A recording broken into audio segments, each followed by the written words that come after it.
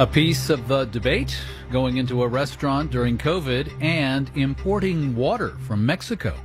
Marketplace Morning Report is supported by the United States Postal Service, offering postage stamps for purchase at more than 40,000 supermarkets, drugstores, office suppliers, and wholesale clubs. And by WeWork, committed to working in new ways, focusing on health and safety, flexible terms with custom-designed spaces. More at WeWork.com/tomorrow. I'm David Brancaccio. You've been hearing about last night's final Trump-Biden debate. There were questions about the pandemic economy and pandemic relief. Marketplace's Erica Barris is here to serve some portions. When the candidates were asked about the costs of shutdown to the economy and the human toll in the way of hunger, depression, domestic and substance abuse outweighing the risk of exposure to COVID-19, Vice President Joe Biden said reopening shouldn't happen until the virus is under control, citing bars and gymnasiums. But when you do open, give the people the capacity to be able to open and have the capacity to do it safely. And when President Trump was asked about reopening, specifically about schools and the concerns that children going to school will endanger their teachers and families, he said, "We have to open our country. We're not going to have a country. You can't do this. We can't keep this country closed."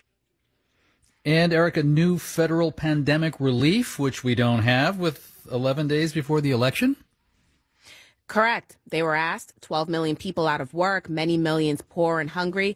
President Trump was asked why he hasn't been able to get them help. His answer, he blamed Speaker of the House Nancy Pelosi for not approving a relief bill. It's near the election because she thinks it helps her politically. I think it hurts her politically.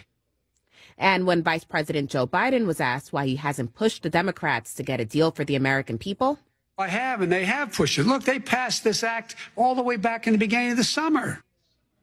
Speaker Pelosi has said that negotiations over the proposed next stimulus are continuing. Marketplace's Erica Barris, thank you very much. This fall's Marketplace Edison research poll we commissioned turned up views some will view as paradoxical. When asked if people's personal financial situation is better or worse or the same as 4 years ago, 48% yes, it's better, 24% said it's worse. But we also asked if people approve or disapprove of President Trump's handling of the economy. 55% disapprove. U.S. stock index futures are mixed. The S&P future is up 0.1%. The NASDAQ future is down slightly. We've been watching low interest rates trend up to just low today. This morning, the 10-year Treasury yield has gone from 0.69% at the beginning of this month, October. It's this morning at 0.84%.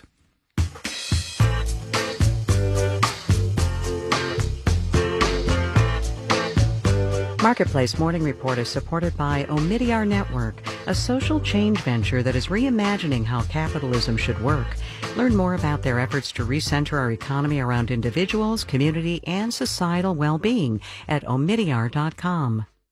WNYC is supported by Columbia Law School with the new podcast, Beyond Unprecedented, featuring leading experts as they chart a course for economic recovery in the wake of the pandemic. More at law.columbia.edu and wherever podcasts are available. I'm Goli Sheikh-Islami, President and CEO of New York Public Radio. We know what you expect from your public radio station: honesty, integrity, fierce independence, deep understanding, everything these challenging times demand. The truth is, WNYC was made for moments like these. We're here for you, and we need you to be here for us. Listener support makes everything you hear on WNYC possible and gives our newsroom the ability to meet this moment and serve our community. This is a critical pledge drive for WNYC. If you're able, please support WNYC right now so we can continue to be a resource for the entire community. Here's how to give. You can give at WNYC.org or call us 888-376-9692. It is the last day of our fall fundraiser. I'm David First. We're also here with WNYC's Program Director, Jacqueline Sincata.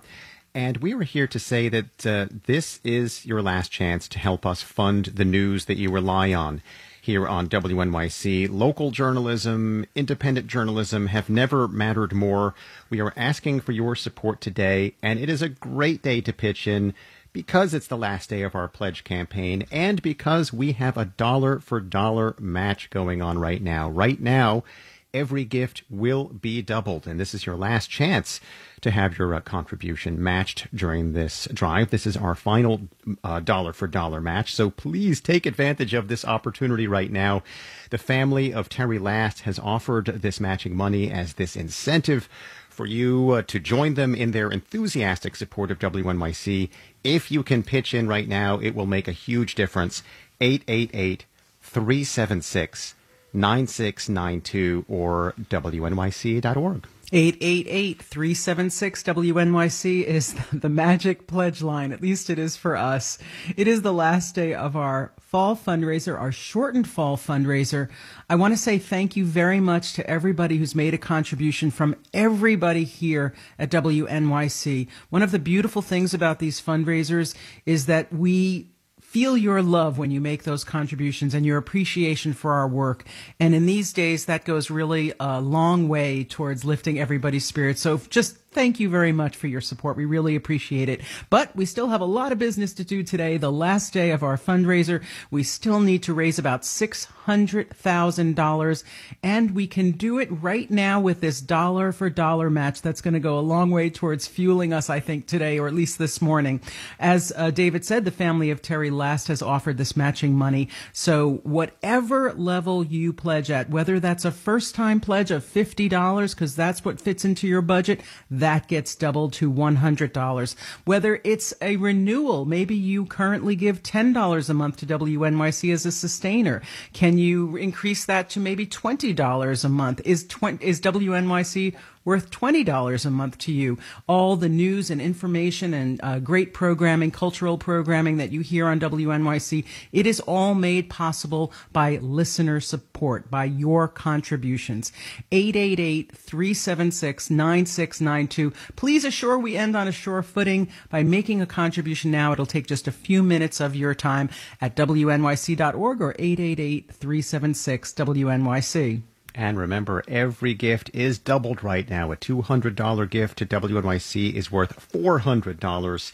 And just thinking back, when the economy shut down this spring, many business and nonprofit partners had to, understandably, pause their support for WNYC, and monthly donations from sustainers provide a reliable foundation of support. That's what pulled us through over the last several months, and that is why we're asking for your support today. If you are not a sustainer yet, consider becoming one today if you can, and do it right now when you can double the impact of your gift. 888-376-9692. You can also give at WNYC.org. This is WNYC New York. Coming up this hour on Morning Edition, the FBI says Russian hackers are trying to break into U.S. voting systems. We'll look at what kind of damage they might be able to do. We will check in with New Jersey's 2nd Congressional District, where one of the tightest races in the region is underway. And speaking of New Jersey, Bruce Springsteen talks about his new album, Friendship and Loss. It's all coming up this hour of Morning Edition here on WNYC. You make all of this possible. We thank you so much for listening. We thank you so much for your support. And on this final day of our Fall Pledge Drive, we're asking for you to pitch in right now. 888-376-9692 or online at WNYC.org. And thanks. This is WNYC FM, HD, and AM New York. From NPR News, I'm Corva Coleman. President Trump and Democratic